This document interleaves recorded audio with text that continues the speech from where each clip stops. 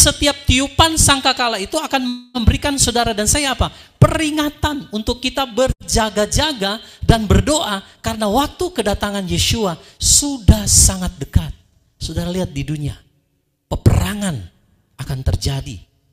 Perang yang besar, bukan cuma Israel, tapi seluruh dunia sedang dipersiapkan untuk menuju peperangan yang besar di akhir zaman. Maka bagaimana kita sebagai umat percaya? Di situ dikatakan tiuplah sangkakala. Nah, jadi melalui perayaan Yom Teruah ini kita bukan sekedar hanya berkumpul. Kita meniup sangkakala, kita memberitakan peringatan kepada dunia bahwa Yeshua akan segera datang. Maka gerejanya, mempelainya harus bersiap. Yang berbahagia ialah mereka yang mendengarkan firman Allah dan yang memeliharanya. Hari raya peniupan sangkakala atau Yom Teruah itu melambangkan apa, saudara? Melambangkan kedatangan Yeshua di dalam 1 Tesalonika pasal 4 ayat 17 sampai 18, lalu 1 Korintus pasal 15, di mana dalam sekejap ketika malaikat meniup sangkakala, maka kita semua akan diangkat ke awan-awan, seperti lagu yang kita nyanyikan tadi. Amin. Nah, ini melambangkan semua tentang Yeshua. Lalu ada hari raya pendamaian, di mana hari raya pendamaian itu satu kali dalam setahun imam besar masuk ke dalam ruang Maha Kudus. Dan kalau imam itu berdosa, maka dia mati di ruang Maha Kudus. Sepanjang tahun itu orang Israel akan mengalami yang namanya kutuk. Dan hari raya pendamaian, saudara, pernah saya sampaikan penggambaran tentang Boas dan Rut. Bagaimana Boas menebus Rut. Itulah yang dikatakan, saudara, hari raya pendamaian, di mana kita ditebus bukan cuma sekedar untuk diselamatkan, tetapi seperti gambaran Boas menutup Rut dengan kain, itu penggambaran dia mengambil Rut menjadi istri. Jadi hari raya pendamaian itu belum digenapi untuk di masa sekarang. Kenapa? Karena itu akan digenapi ketika saudara dan saya akan dibawa ke awan-awan, masuk ke dalam satu pesta yang ditulis dalam kitab suci, pesta pernikahan anak domba, di mana mempelai wanita yang adalah kita itu akan diambil oleh Yeshua menjadi istrinya. Lalu yang terakhir, pondok daun, itu melambangkan Yeshua atau Elohim berpondok, bersukah, makanya namanya kan Sukot. Ya, orang Israel bangun pondok-pondok itu, saudara, dan mereka merayakan selama 7 hari. Mereka berdiam di pondok itu adalah lambang ketika Yeshua akan berdiam dengan kita di dalam kerajaan 1000 tahun, di mana kita akan melihat dia, bersama dengan dia, bahkan tinggal dan memerintah bersama dengan dia. Amin, saudara.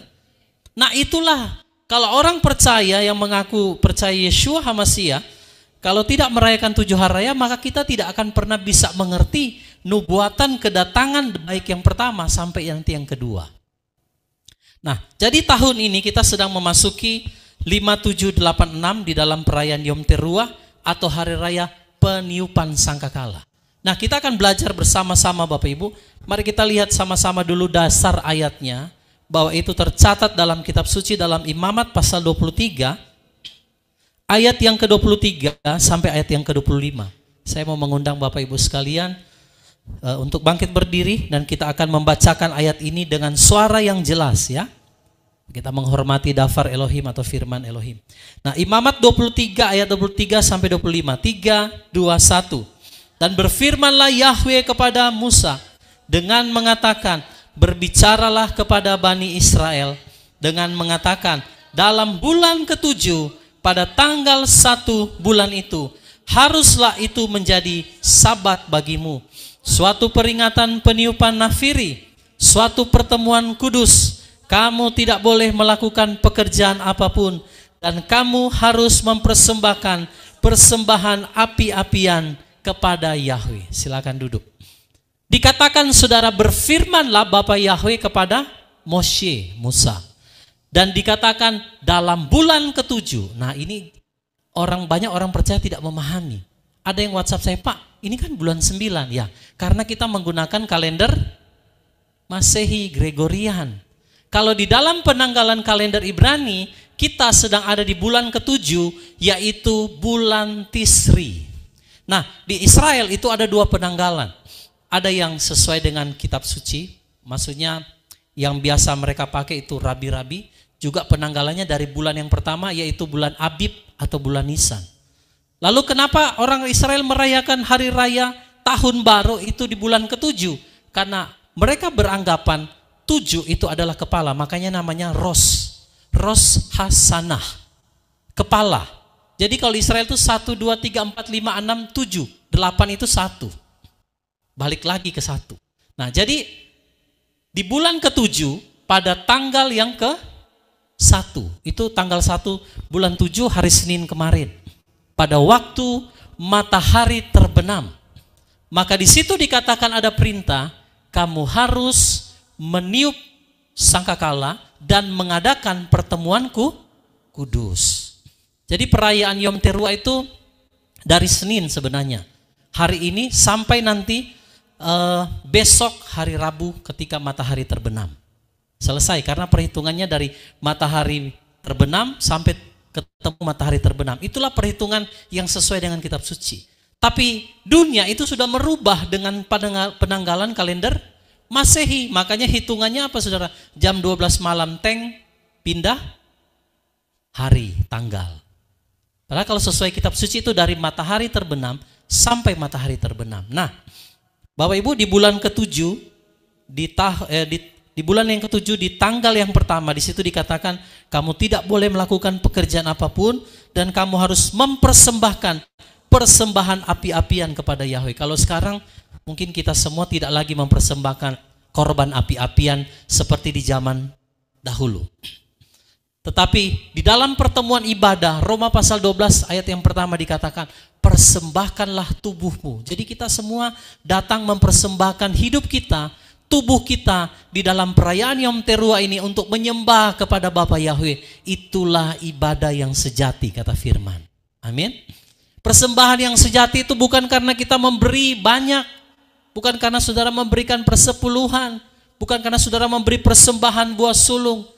Persembahan yang sejati, ibadah yang sejati itu adalah ketika kita mempersembahkan seluruh tubuh, jiwa, roh kita sebagai korban di atas mezbahnya Bapa Yahweh.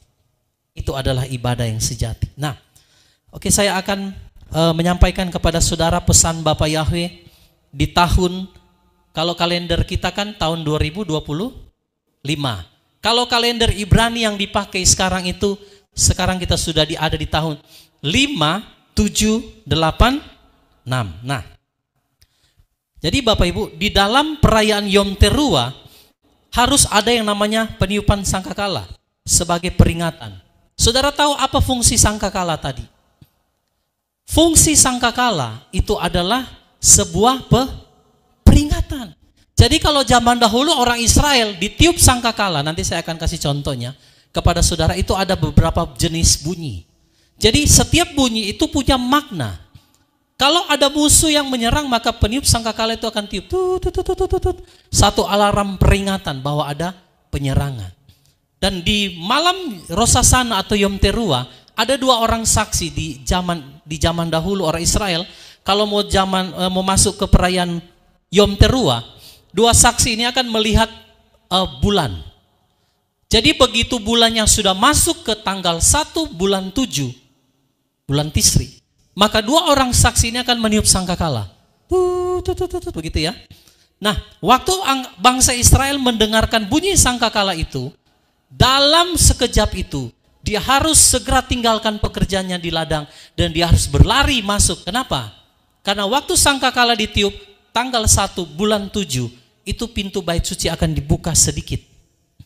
Dan seorang akan langsung masuk ke dalam bait suci bergegas. Siapa yang tidak masuk, siapa yang tidak dengar sangkakala, siapa yang terlambat, itu akan ditutup pintunya. Sehingga dia tidak akan bisa masuk ke dalam bait suci. Nah, jadi sangkakala itu adalah peringatan. Coba lihat Yoel pasal 2 ayatnya yang pertama. Kita semua ada di atas gunung kudusnya, amin. Di hadiratnya di hadirat Bapa Yahweh, berkumpul bersama dalam perayaan Yom Teruah. Kita ada di gunung kudusnya Bapa Yahweh. Nah, Yoel pasal 2 ayat yang pertama dikatakan apa? Tiuplah sangkakala di Sion dan kumandangkanlah tanda peringatan. Nah itu, saudara garis bawahi di situ, tanda peringatan di atas gunung kudusku. Biarlah gemetar seluruh penduduk negeri, karena sedang datang hari Yahweh. Apa itu hari Yahweh? Kitab suci mencatat hari Yahweh adalah hari yang penuh dengan kegelapan. Hari di mana kesusahan, hari di mana kesukaran. Bapak Ibu lihat, kenapa penting di 5786 ini kita harus meniup sangkakala, memberikan peringatan kepada orang percaya di seluruh dunia. Karena Bapak Ibu lihat, dunia ini sedang menuju kepada yang ditulis dalam kitab Yoel pasal 2 ayat 1. Hari Yahweh. Saudara lihat, itu demonstrasi bukan cuma di Indonesia, di Nepal, di Inggris, di Australia, di Filipina, saudara, Malaysia, dan di seluruh dunia sedang terjadi yang namanya kekacauan. Bapak Ibu, inilah awal mula di dalam kitab suci Matius pasal 24 katakan menuju awal mula penderitaan menuju zaman baru. Jadi kita harus berjaga-jaga. Nah, di dalam penanggalan kalender Ibrani itu setiap angka itu memiliki makna. Jadi kalau kita ada di tahun 5, 7, 8, 6, itu ada makna secara rohani. Nah, jadi setiap tiupan sangkakala itu akan memberikan saudara dan saya apa? Peringatan untuk kita berjaga-jaga dan berdoa karena waktu kedatangan Yeshua sudah sangat dekat. Saudara lihat di dunia, peperangan akan terjadi. Perang yang besar, bukan cuma Israel, tapi seluruh dunia sedang dipersiapkan untuk menuju peperangan yang besar di akhir zaman. Maka bagaimana kita sebagai umat percaya? Di situ dikatakan tiuplah sangkakala. Nah, jadi melalui perayaan Yom Teruah ini kita bukan sekedar hanya berkumpul. Kita meniup sangkakala, kita memberitakan peringatan kepada dunia bahwa Yeshua akan segera datang, maka gerejanya, mempelainya harus bersiap. Nah, oke, saya minta tolong anak saya untuk membantu. Yang pertama, saudara, ada contoh tiupan sangkakala. Yang pertama itu namanya tekiah, yang biasa ditiup oleh orang Israel. Ini tekiah satu tiupan. Jadi waktu ditiup, ini selain menyatakan untuk berkumpul, itu juga menyatakan Yahweh sebagai Raja. Jadi waktu ada sangkakala tiup, satu kali, itu namanya tekiah. Itu sedang mendeklarasikan bahwa Bapa Yahweh adalah Raja. Mungkin kurang lebih seperti ini bunyinya. Satu kali, tekiah. Jadi waktu ditiup sangkakala ini, kita sedang menyatakan Yahweh lah Raja atas seluruh bumi. Amin. Itulah pentingnya kenapa kita merayakan perayaan Yom Teruah. Lalu yang kedua, ada namanya sefarim. Sefarim itu 3 tiupan yang putus-putus. Ya, 3 kali, bisa ya? Patah-patah ya. Ya, jadi sefarim itu 3 kali tiupan patah-patah. Ketika ditiup di bangsa Israel, kalau mereka dengar sefarim, bangsa Israel akan sujud, mukanya sampai ke tanah. Nah, sefarim itu berbicara apa? Ratapan dari hati yang hancur, pertobatan oleh karena dosa. Jadi kalau ditiup itu langsung seluruh Israel akan sujud menyembah. Ya. Lalu kita akan lanjut di tiupan berikut.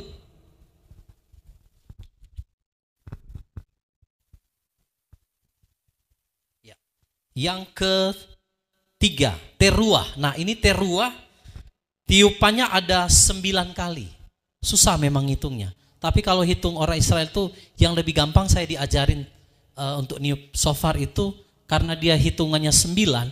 Jadi harus tiupnya per 3-3. Tuaga, tuaga, tuaga. Kalau hitung tut, itu agak susah. Mau hitung 1, 2 sambil tiup kan susah. Nah, jadi kita akan tiup 9 kali. Bisa? Tut, 9 kali pokoknya hitung. Ya.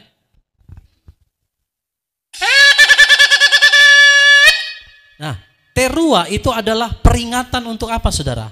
Bertobat. Atau juga saya lihat maknanya tiupannya itu alarm jika sedang ada penyerangan daripada musuh. Jadi akan ditiup itu 9 kali. Nah, jadi di dalam perayaan Yom Teruah ini kita mengerti alarm yang Bapak Yahweh kasih tahu sama kita. Bagaimana kita sebagai umat percaya harus menyerukan pertobatan itu kepada dunia supaya dunia berbalik kepada Elohim yang benar yang kita sembah di dalam nama Yeshua HaMashiach. Roma pasal 10 ayat 13 dikatakan bahwa barang siapa berseru kepada nama Yahweh, tidak dikatakan barang siapa berseru kepada nama Yesus. Tidak. Tuhan huruf besar. Yod, He, Vav, He. Kenapa sampai ditulis barang siapa berseru kepada nama Yahweh? Dan di dalam nats lain dikatakan Yeshua adalah nama di atas segala nama. Makanya nama Yeshua itu nggak bisa diganti Bapak Ibu. Karena Yeshua punya pengertian Yahweh keselamatan. Shua itu kan keselamatan. Salvation. Jadi kalau nama Yeshua kita ganti dengan Jesus atau Yesus, maka makna daripada Yahweh keselamatan itu akan hilang. Makanya dalam Roma 10 ayat 13 dikatakan, barang siapa berseru kepada nama Yahweh. Kitab suci terjemahan LAI menuliskan dengan Tuhan huruf besar semua. Sehingga nama Yahweh itu hilang. Ya. Nah, jadi kalau ada tiupan 9 kali, maka itu peringatan ada serangan musuh. Atau peringatan untuk kita bertobat sungguh-sungguh merendahkan diri di hadapan Bapa Yahweh. Lalu yang terakhir. Nah, ini yang paling menarik saudara. Ini Tekia Gedola. 1 kali tiup, tapi tiupannya sepanjang yang si peniup bisa tiup.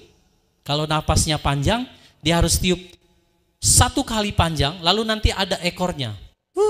Gitu. Kalau di shofar ini mungkin agak susah ya, tapi kita coba saja dulu sampai di mana ya nafasnya ini anak saya. Oke, inilah Tekia Gedola.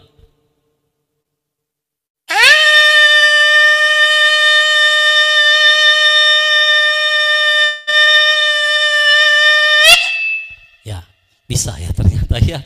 Nah, Tekia Gedola itu saudara, kapan ditiup? Ya boleh balik. Jadi Bapak Ibu perhatikan perayaan Yom Teruah ini adalah perayaan untuk meniup sangkakala. Kalau ditiup Tekia Gedola itu panggilan untuk merendahkan diri. Juga ini mengacu kepada 1 Tesalonika 4 ayat 17, 1 Korintus 15 tentang sangkakala akhir yang akan ditiup oleh malaikat pada akhir zaman, akan mengumpulkan orang percaya, itulah rapture. Dan hari ini sedang ramai di YouTube. Rapture katanya akan terjadi hari ini, tapi belum. Ya. Kenapa? Karena banyak belum penggenapan terjadi. Orang sudah siap-siap 23. Ya bagaimana saudara? Nubuatan demi nubuatan harus digenapi satu persatu. Baru bisa malaikat akan meniup sangkakala di akhir ini. Dan orang percaya dikatakan yang mati di dalam Yeshua akan bangkit. Lalu yang masih hidup yang tinggal akan diubah. Nah kita sedang menanti ini. Satu kali waktu saya masih tinggal di kota Jakarta saudara. Itu ada hujan badai begitu ya. Tetapi mendengar seperti ada sayup-sayup bunyi sangkakala. Saya pikir mungkin ada orang yang tiup sangkakala. Tapi karena hujannya lebat begitu ya. Jadi ditaruh handphone, rekam saudara. Ternyata betul waktu direkam, itu ada tiupan Tekia Gedola. Dan itu yang tiup kayaknya shofar yang ayil yang panjang itu ya. Itu yang tanduk daripada domba kambing hutan kayaknya itu, rams horn yang panjang begini. Kalau di Afrika itu banyak. Nah itu seperti bunyi itu. Jadi dia bunyinya dari yang paling berat. Baru dia ada juga. Karena saya ngerti ini tiupan ini, saya kok dia tiup.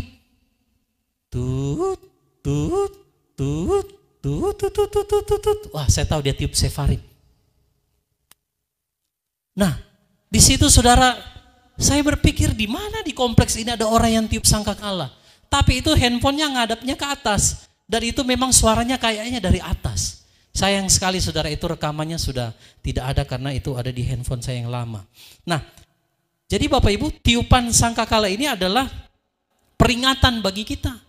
Nah, di dalam perayaan Yom Teruah atau perayaan Rosh Hashanah, itu juga adalah perayaan untuk membuka yang namanya Aseret Yemei Teshuvah. Itu berbicara 10 hari pertobatan. Berarti kita hitung dari tanggal 1. Orang Israel akan bertobat sungguh-sungguh, ditiup sangkakalanya tadi itu. Panggilan, seruan bertobat dari dosa-dosa, tinggalkan semua dosa. Mengapa? Karena ternyata Aseret Yemei Teshuvah itu adalah 10 hari pertobatan dari tanggal 1 Tisri, nanti puncaknya di tanggal 10 Tisri yang akan jatuh di Yom Kippur. Mereka akan berpuasa 25 jam. Mengapa? Karena ternyata di dalam tradisi orang Yahudi, di saat Yom Teruah itulah Bapa Yahweh akan membuka Sefer Hakim atau yang dikatakan kitab kehidupan. Di situ dibuka. Lalu di situ saudara, kitab kehidupan atau Sefer Hakim itu dibuka dan kitab kematian dibuka. Nah, jadi orang Israel percaya ketika kitab itu mereka berkata, "Ya Bapa, tuliskanlah namaku di dalam kitab kehidupan." Moshe pernah berkata, "Bapa Yahweh, hapuskan saja namaku dari kitab kehidupan." Karena orang Israel tidak mau mendengarkan apa yang saya sampaikan. Bapak Yahweh bilang, siapa yang berdosa kepadaku, itulah yang aku akan kuhapus dari kitab kehidupan. Jadi kenapa perayaan Yom Teruah ini sangat penting Bapak Ibu? Karena ini adalah 10 hari pertobatan. Dan kita akan berseru kepada Bapak Yahweh, bertobat sungguh-sungguh, minta supaya nama kita jangan pernah dihapus dari kitab kehidupan anak domba. 10 hari pertobatan Bapak Ibu, dimulai dari hari kemarin. Berarti kita akan hitung sampai nanti 10 itu akan jatuh di tanggal 1 Oktober kayaknya ya. Benar ya? 1 Oktober itu perayaan Yom Kippur. Oke. Nah, jadi Bapak Ibu inilah 10 hari pertobatan. Oke. Sekarang kita akan lihat di 10 hari pertobatan itu orang Israel percaya bahwa namanya akan ditulis dalam kitab kehidupan. Maka pada saat Yom Kippur itulah saat penghakiman, di mana mereka akan berpuasa 25 jam. Di situ selama 10 hari ini menentukan apakah namanya tercatat atau tidak dalam kitab kehidupan anak domba.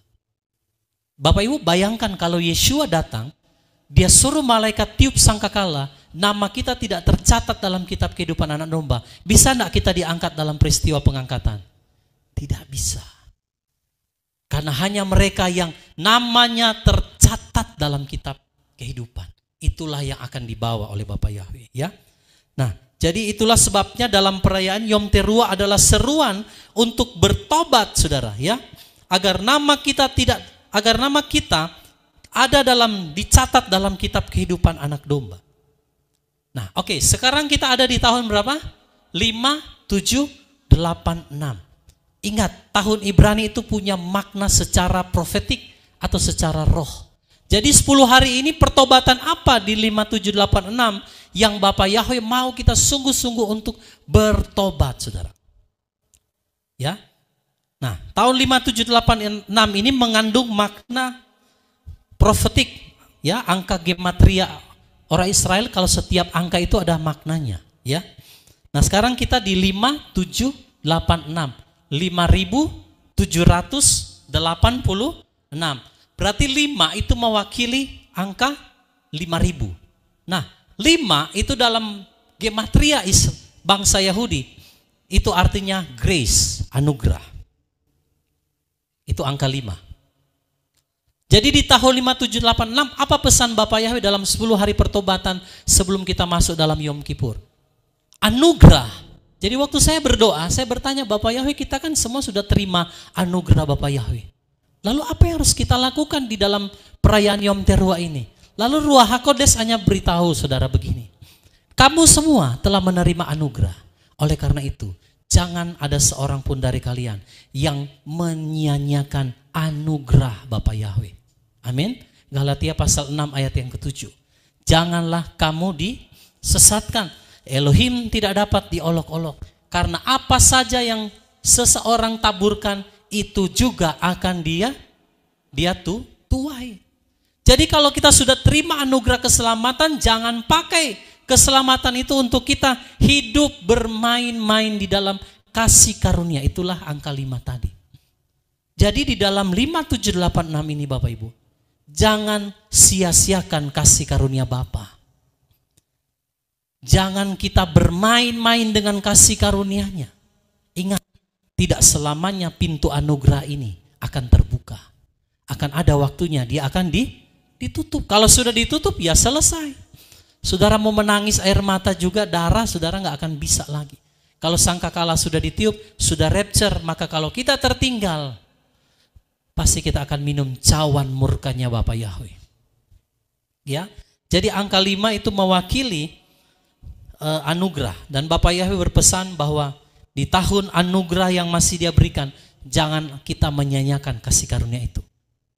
Itulah sebabnya kita ada di 10 hari pertobatan ini. Mari Bapak Ibu, renungkan kasih Bapa. Hargai pengorbanan Yeshua.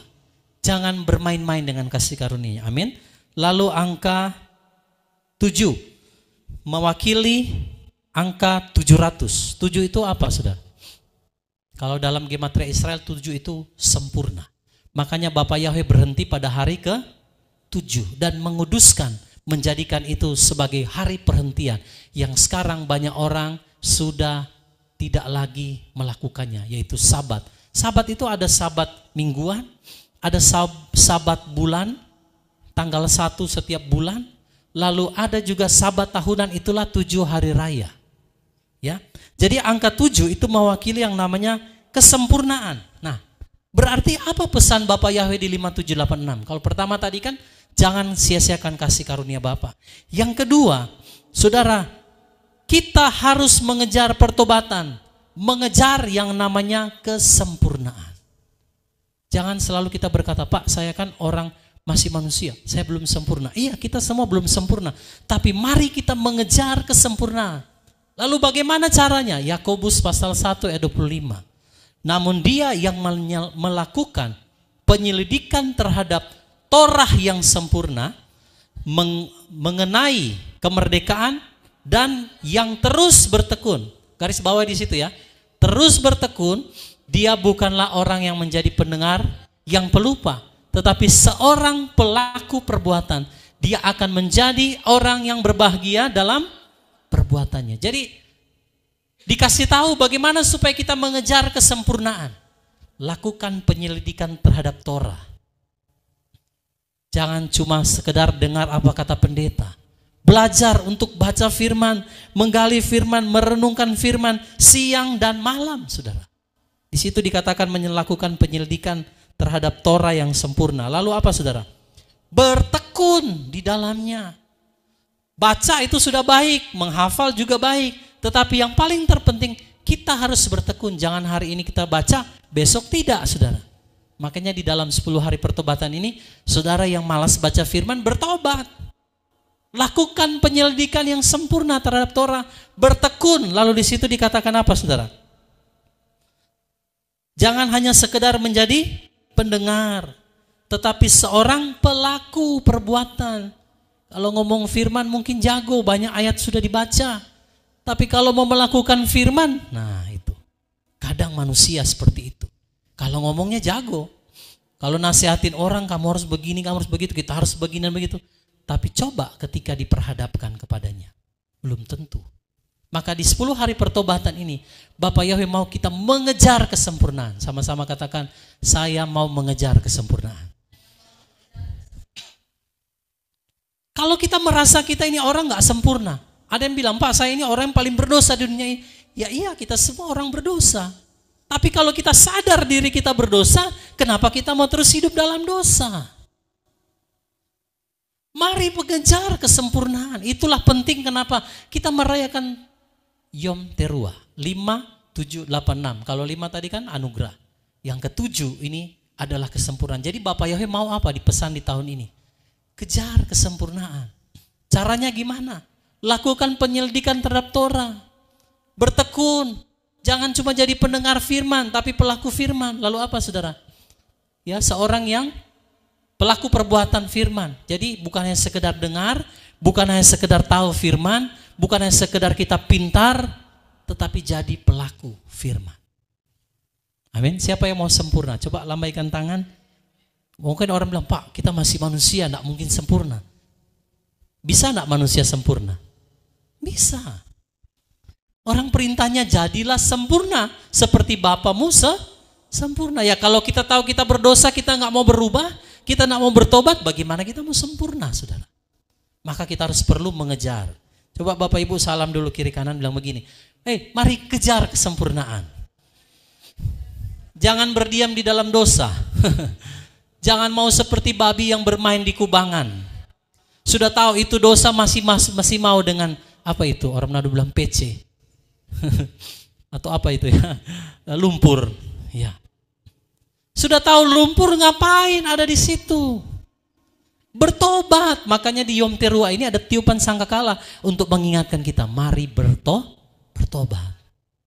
Kalau mau kisah sempurna, mau nama kita dicatat dalam kitab kehidupan, mari bertobat sungguh-sungguh. Ya. Oke, itu angka 7. Lalu 5, 7, 8. Sekarang 8. 8 mewakili angka 80. Nah ini penting Bapak, ini penting. 8 itu dalam gematria Ibrani itu punya arti, yaitu peh, mulut. Jadi waktu saya berdoa, Bapak Yahweh apa yang kau inginkan? Peh itu mewakili 80, yang punya pengertian adalah mulut.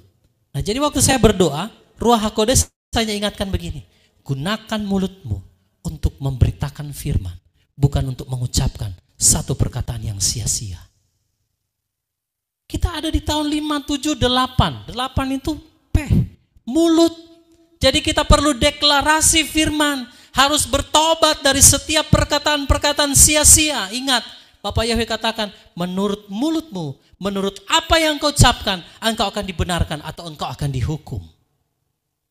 Ya. Bahkan dalam Yakobus 1 ayat 26 dikatakan Bapak Ibu begini. Jika seseorang di antara kamu, di antara kita semua, berpikir untuk menjadi orang yang beribadah dengan tidak mengendalikan lidahnya, tetapi dia dengan menipu batinnya, inilah ibadah yang sia-sia. Dalam terjemahan lain dikatakan begini, kalau kita menyangka kita orang yang beribadah tetapi tidak mengekang mulut kita, maka ibadah kita sia-sia. Ada yang mau ibadahnya sia-sia? Sudah datang setiap minggu beribadah, sudah memberikan persembahan, ya, sudah setia mungkin, tetapi tidak mengekang mulutnya, maka ibadahnya sia-sia. Itu firman yang katakan, bukan saya yang katakan. Maka tahun 5, 7, 8 peh itu pesan daripada Bapak Yahweh. Saudara perhatikan perkataanmu. Bahkan firman bilang, janganlah perkataan kotor keluar dari mulutmu, tetapi perkataan yang membangun iman, perkataan yang menyatakan tentang firman, supaya ketika orang mendengarnya, orang bisa dibangun, bukan menjadi batu sandungan. Itu pesan profetik di 5786. Setiap tahun bangsa Israel itu punya tuntunan dalam setahun. Nah kalau kita nggak mengikuti pola Ibrani yang benar, kita akan tersesat. Karena pendeta-pendeta besar, gereja besar cuma pokoknya bikin satu khotbah tema tahun itu, berkat. Ya kan? Tahun 2026 nanti apa lagi? Nanti majelis gerejanya akan bikin susun lagi program, inilah tema untuk 1 bulan ini pendeta-pendeta untuk berkhotbah. Kan biasa begitu. Tapi kalau kita mengikuti tuntunan tahun Ibrani, saudara akan diberikan tuntunan oleh Ruach Yahweh Elohim sendiri. Melalui setiap gematria, angka-angka itu punya arti. Ya, jadi 8 ini saudara yang paling terpenting juga. Bagaimana supaya nama kita tercatat dalam kitab kehidupan? Perhatikan setiap perkataan kita. Ini mulut, lidah. Dalam Yakobus dibilang, bagian yang kecil mengambil bagian keempat di dalam tubuh. Lidah bagaikan api, bagaikan apa itu? Kemudi. Kemana lidah kita berbicara, disitulah kemudi hidup kita akan dibawa. Kalau saudara berbicara hal-hal yang baik, maka engkau akan dibawa kepada hidup yang kekal. Kalau engkau berbicara hal-hal yang buruk, maka lidah itu akan membawa kita kepada kebinasaan. Itu di dalam Yakobus ditulis. Sekalipun bagian yang paling penting, makanya orang dunia juga tahu kan? Ada lagu dunia bilang apa? Lidah tidak bertulang. Kecil, tetapi dampaknya itu sangat dahsyat. Saudara lihat, waktu Moshe membawa bangsa Israel keluar dari Mesir, mereka bersungut-sungut, mereka nggak punya air. Bapak Yahweh bilang begini, Moshe, berbicaralah kepada bukit batu itu, maka bukit batu itu akan keluar air. Tapi apa yang Moshe lakukan? Dia pukul batu itu dan dia katakan, hai orang-orang, apa dia bilang? Hai bangsa yang terkutuk. Nah ini saudara ya. Dia bilang, hai kamu yang jahat, yang selalu berbantah-bantah dengan Elohim. Disuruhnya suruh apa? Ucapkan kepada gunung batu itu supaya keluar air. Tapi karena Moshe sudah saking marah, dia pukul dan dia bilang, ini om, bangsa ini kata apa? Keras kepala, terkutuk. Lalu apa yang terjadi? Bapak Yahweh marah.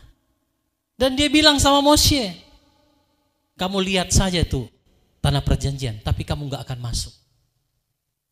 Itu di puncak Gunung Nebo. Sampai di sana masih ada tempatnya itu kalau saudara yang pernah pergi ke Israel. Tapi gak ada makam Moshe di situ saya lihat. Karena di pagar itu yang orang lihat memang tanah perjanjian sudah di depan. Tinggal sedikit lagi dia masuk. Dia gagal masuk karena mulut. Nah saudara lihat. Penting kita harus menyadari pesan Bapak Yahweh di tahun P ini. Mulut harus dijaga Bapak Ibu. Perkatakan sesuatu yang baik melalui firman. Bukan perkataan-perkataan yang sia-sia. Ya. Matius 12 ayat 37. Semua perayaan kita, semua ibadah kita akan menjadi sia-sia kalau kita tidak mengekang mulut bibir kita. Matius 12 ayat 37. Sebab atas dasar perkataanmu kamu akan dibenarkan, dan atas dasar perkataanmu kamu akan dipersalahkan. Bayangkan Bapak Ibu. Mulut kita ini menentukan hidup yang kekal atau tidak. Ya. Jadi angka 8 atau P mengingatkan kita agar kita menjaga perkataan. Kita harus memperkarakan firman Elohim, bukan mengucapkan perkataan yang sia-sia. Ya. Ingat Bapak Ibu, apa yang saudara kerjakan dalam 10 hari pertobatan ini akan dicatat. Ya, dan akan dimeteraikan di dalam perayaan Yom Kippur. Ini bukan main-main Bapak Ibu ya. Lalu jadi angka 5 sudah, 7 sudah, 8 ya. Berbicara mulut. Jadi inilah tahun di mana kita harus selalu mendeklarasikan firman. Makanya saya pernah pesan kepada saudara sekalian bahwa kalau baca firman itu jangan baca dalam hati. Sebisa mungkin itu ada suara. Kenapa? Karena di dalam Roma dibilang iman timbul dari pendengaran. Pendengaran akan firman Elohim. Ya gimana kita mau dengar kalau kita bacanya dalam hati. Nah makanya di tahun P ini 8 deklarasikan firman. Bukan cuma orang lain dengar, tapi telinga kita juga harus dengar. Nah lalu yang berikut angka 6. Saya sudah jelaskan dalam ibadah beberapa waktu yang lalu. 6 itu adalah Vav. Vav itu artinya apa saudara? Koneksi, ikatan. Kalau di bait suci itu kan ada pengaitnya. Makanya kan bentuknya kayak angka 7, kayak salib. Kalau di dalam Paleo Ibrani yang kuno itu seperti salib. Tapi kalau yang Ibrani modern itu kayak angka 7, kaitan. Nah, maksudnya apa saudara? Vav ini berbicara kita harus selalu terhubung, terkoneksi dengan Bapa Yahweh di dalam doa, pujian, penyembahan, dan perendahan diri. Jadi harus lebih, di tahun 5786 ini kita harus lebih sungguh-sungguh Bangun hidup kita di atas dasar yang paling suci, berdoa di dalam roh, menyembah Dia di dalam roh dan kebenaran, sehingga koneksi ini bisa tetap kuat. Tapi waktu di beberapa waktu yang lalu, Roh HaKudes memberikan pesan bahwa ada di antara saudara itu kaitannya sudah mulai kendor, bahkan bukan cuma kendor, sudah mulai terlepas. Kenapa? Karena tidak berjaga-jaga, saudara. Jadi tahun 5786 ini Bapak Ibu adalah tahun yang dimana Bapak Yahweh mau kita semua menjadi sempurna. Saudara lihat keadaan dunia ini.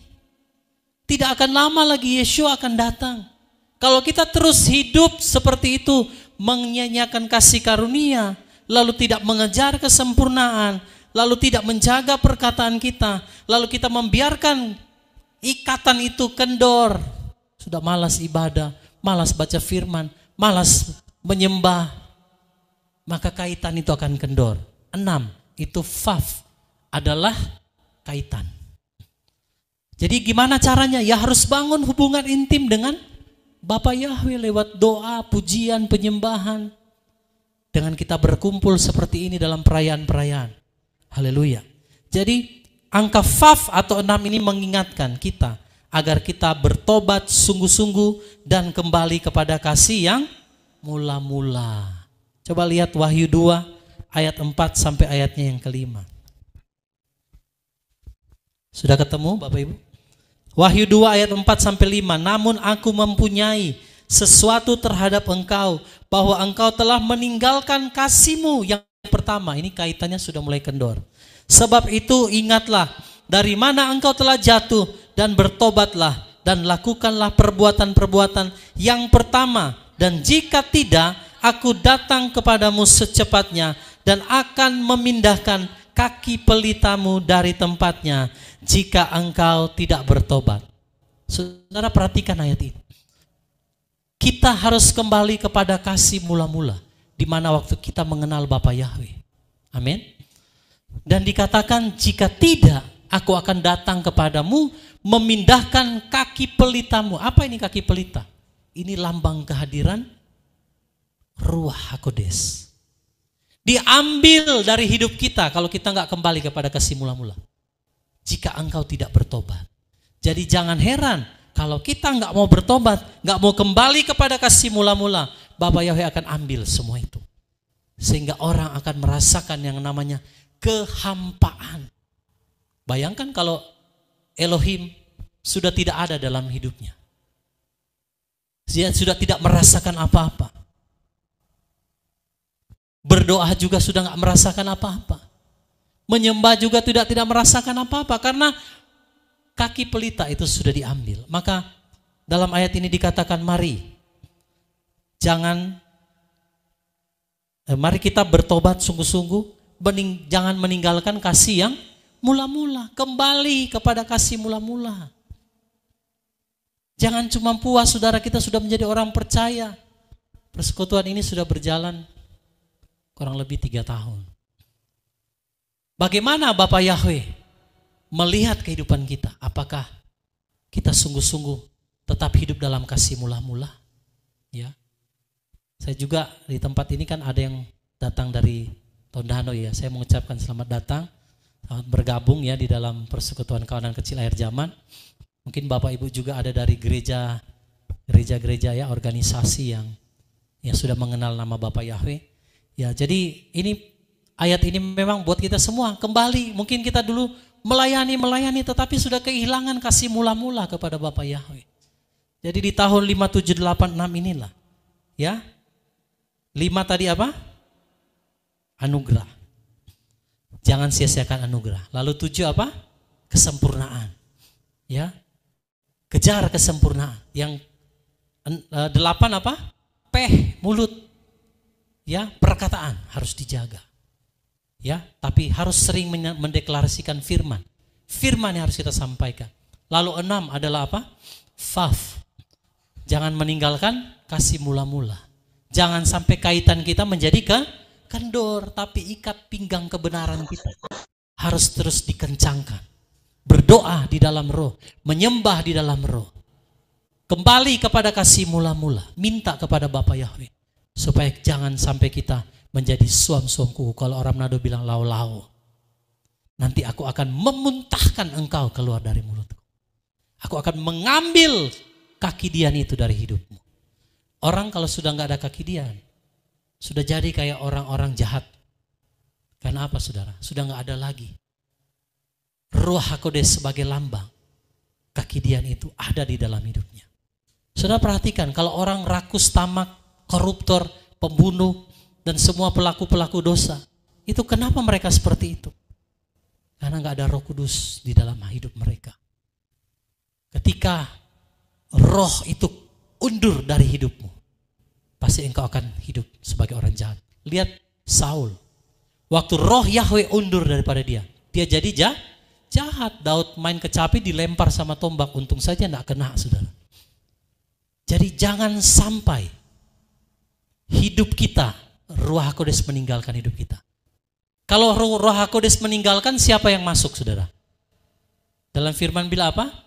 Kalau iblis itu dia datang di rumah itu, dia mendapati rumah itu kosong, maka dia datang, dia bukan cuma datang, dia bawa teman-temannya, saudara-saudaranya satu kampung. Sehingga akibatnya orang ini keadaannya lebih jahat. Itulah bayangannya atau gambarannya. Kalau orang tidak hidup di dalam Ruach HaKodes. Kalau kaitannya lepas, kalau dia meninggalkan kasih mula-mula, maka itulah akibatnya. Jadi pesan Bapak Yahweh di dalam 5786 ini. Kencangkan saudara kaitan kita, hubungan kita dengan Bapak Yahweh. Amin. Ya, jangan main-main dengan kasih karunia. Terus kejar kesempurnaan. Ya, jaga perkataan kita karena mulut ini bahaya sekali. Dengan mulut kita dibenarkan, dengan mulut kita akan dihukum. Oke, puji Bapak Yahweh. Jadi di momen Yom Teruah ini, saudara, kita harus bertobat dan berbalik sungguh-sungguh kepada Bapak Yahweh. Jika saudara mau dimeteraikan. Makanya Ruach HaKodes mendorong saya untuk menulis lagu yang tadi kita nyanyikan. Sampai nama kita tercatat. Siapa yang mau namanya tercatat? Lambaikan tangan. Amin. Berikan tepuk tangan bagi Bapak Yahweh. Oke, yang pesan yang terakhir saudara ya untuk kita di 5786 ini adalah, yang kedua adalah tahun 5786 ini, waktu saya berdoa ini tahun apa Bapak Yahweh? Langsung Ruach HaKodes bicara di hati saya tentang tahun 5786 adalah tahun berjaga-jaga. Mengapa? Bapak Ibu, kalau kita yang mengerti ya dunia roh, apa yang terjadi di alam nyata itu sebenarnya wujudnya semua di alam roh. Contoh begini, Yesua pernah ajar, kalau kamu berdoa, percayalah kamu sudah menerima, maka hal itu akan terjadi. Contoh, kalau kita sakit atau saudara kita sakit, kita berdoa di dalam nama Adonai Yeshua HaMashiach, saya percaya sembuh. Ketika saat itu orang belum sembuh, kita sudah terima dulu di dalam roh bahwa kesembuhan sudah menjadi milik kita. Amin. Baru hal itu akan terjadi. Nah, jadi apa yang terjadi di alam nyata itu wujudnya sebenarnya terjadi di alam roh. Kalau Bapak Ibu melihat kekacauan di dalam dunia, terjadi peperangan di dalam dunia, maka sebenarnya di alam spiritual atau alam roh itu juga sedang terjadi yang namanya kekacauan dan peperangan. Oleh karena apa? Karena iblis di dalam kitab Wahyu dikatakan dia datang dengan kegeraman yang sangat besar karena dia tahu waktunya sudah sangat singkat. Jadi kalau Bapak Ibu lihat kekacauan dan peperangan, sebenarnya di alam roh itu sedang terjadi peperangan antara kuasa kegelapan dan kuasa dari terang Bapak Yahweh.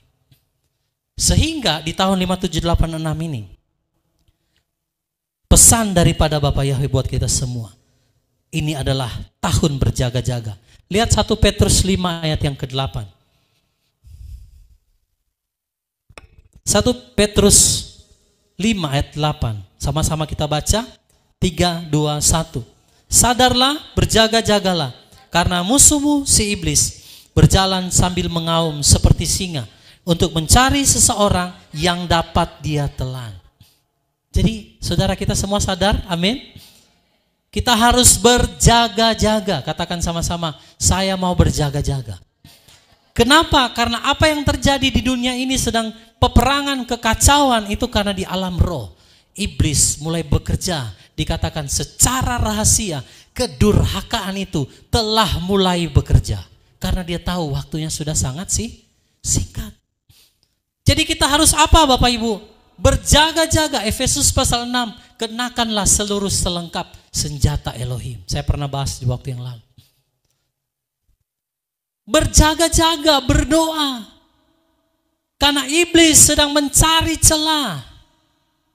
Saya mulai melihat iblis itu berkeliling di tengah-tengah kita. Mencari siapa yang membuka celah, langsung ditangkap oleh dia. Makanya tadi itu mulut.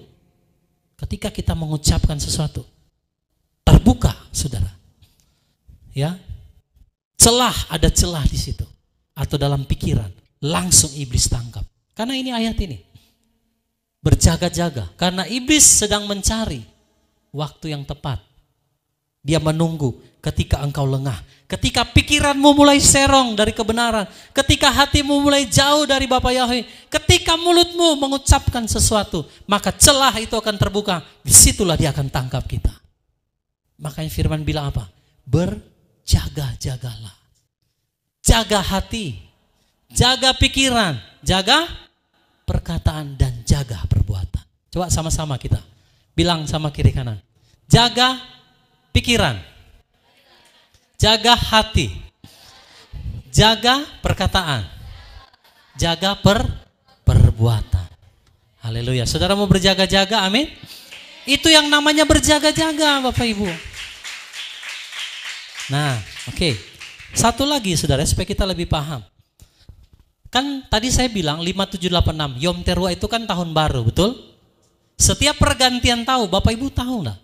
Kalau di zaman perjanjian lama, ketika raja-raja masih berkuasa, setiap pergantian tahun itu ada namanya peperangan. Oh, saya mulai ngerti kenapa kita disuruh jaga-jaga. Karena setiap pergantian tahun itu raja-raja akan keluar berperang. Nah, Bapak Ibu lihat dalam 2 Samuel 11 ayat yang pertama, ini ayatnya. Jadi di Rosasana ini pergantian tahun kan? Nah, kerajaan daripada iblis itu juga keluar, sedang mencari mangsa, siapa yang dapat diambil. Nah, 2 Samuel 11 ayat 1, dan terjadilah pada pergantian tahun. Kapan itu? Ya sekarang. Di alam roh. Kalau terjadi pergantian tahun, saudara lihat, pada waktu para raja keluar berperang, ya dalam terjemahan lain ini berperang. Daud atau Raja Daud mengutus Yoab panglimanya dan hamba-hambanya bersama dengannya serta seluruh Israel, dan mereka menghancurkan Bani Amon dan mengepung kota Raba. Namun Raja Daud di mana? Tinggal di Yerusalem. Harusnya kalau di pergantian tahun semua raja tidak boleh diam di istana, harus pergi keluar berperang. Tapi hari itu Daud bilang, Yoab, kamu saja yang pergi. Aku mau tinggal di Yerusalem. Apa yang terjadi selanjutnya? Di atas sotoh itu dia melihat Batseba. Akhirnya Daud jatuh di dalam dosa. Karena apa? Karena harusnya pergantian tahun dia berjaga-jaga, dia berperang. Loh, kenapa kok tinggal di istana? Istana itu melambangkan zona nyaman. Ketika Bapak Yahweh bilang berjaga-jaga, berjaga-jaga. Jangan santai. Jangan cuma mau hidup enak, saudara. Bangun pagi saja malas, kita mau berdoa. Waduh, Bapak Yahweh masih pengen tidur.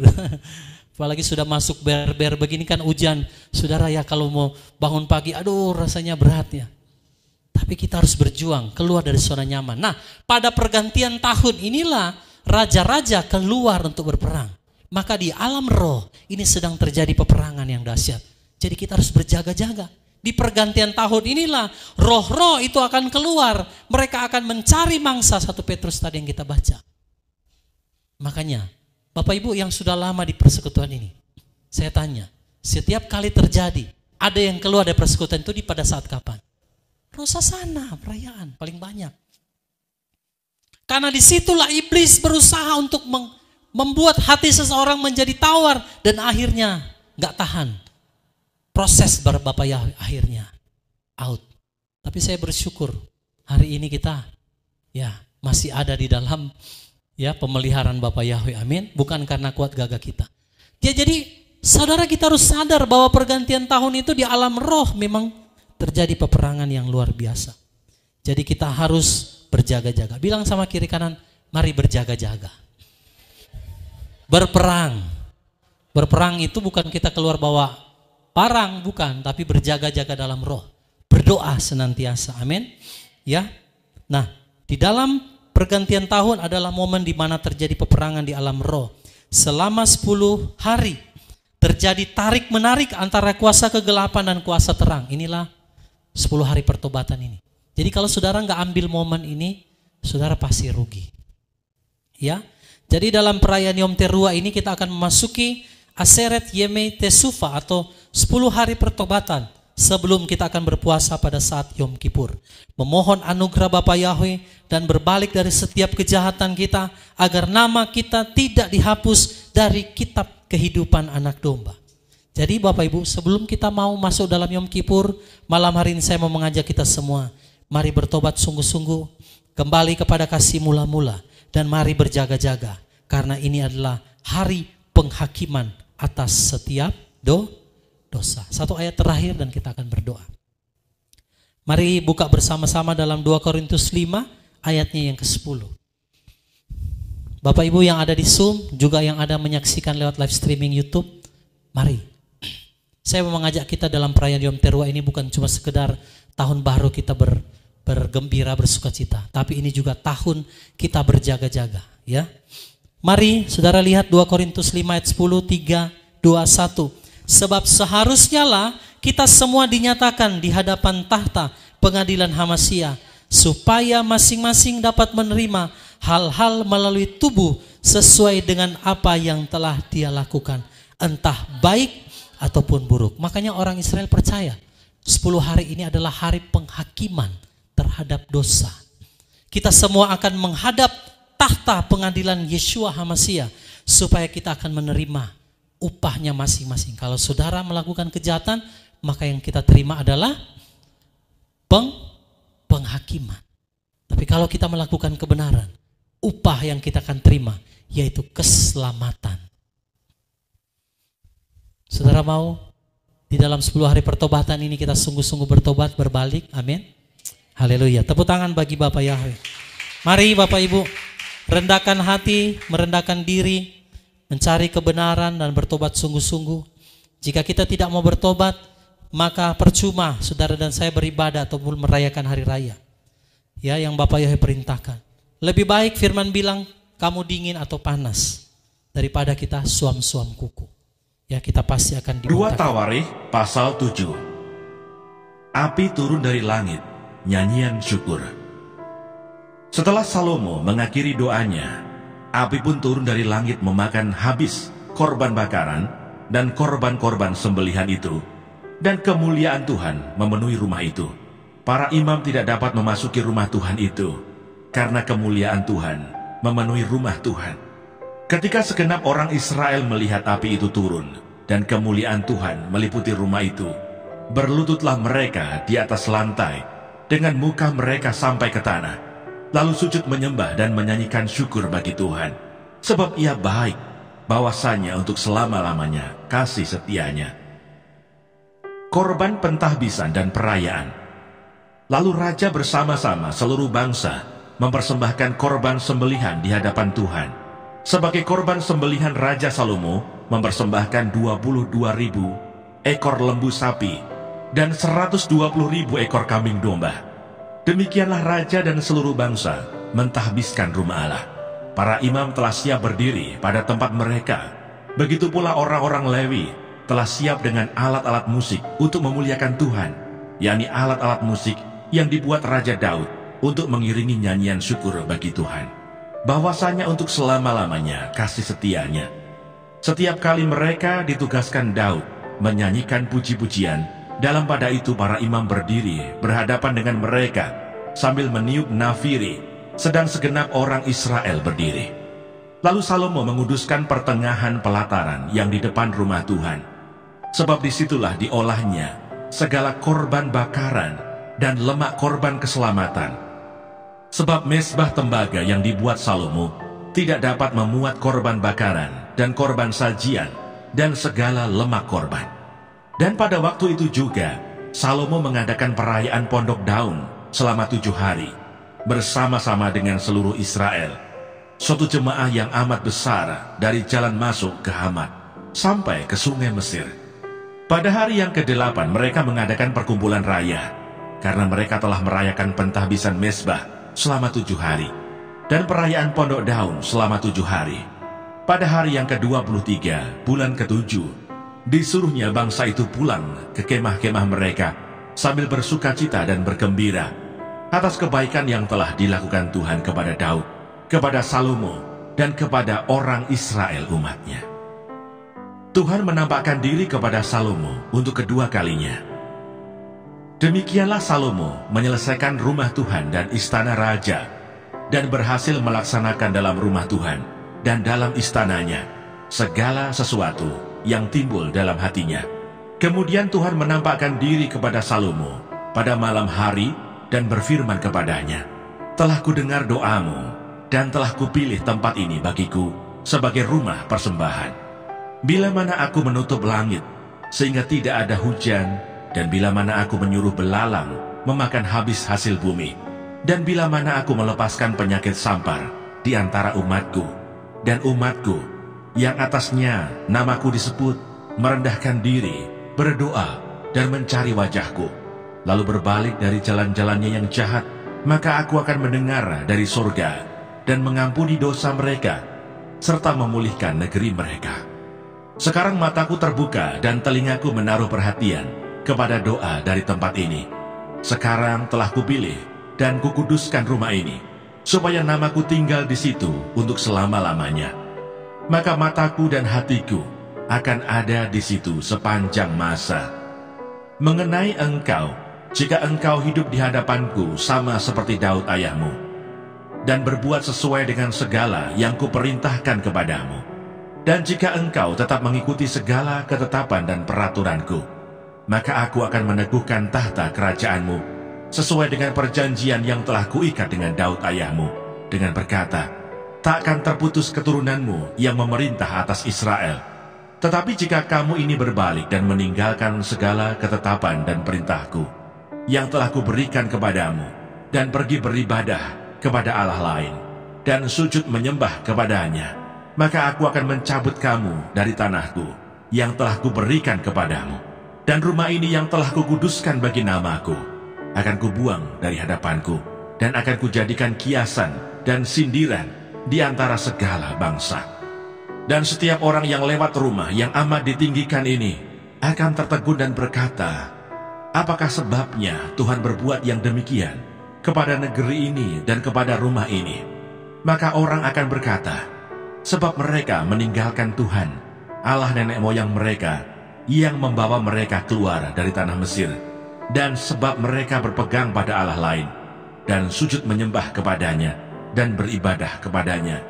Itulah sebabnya Ia mendatangkan segala malapetaka ini ke atas mereka. Yang berbahagia ialah mereka yang mendengarkan firman Allah dan yang memeliharanya.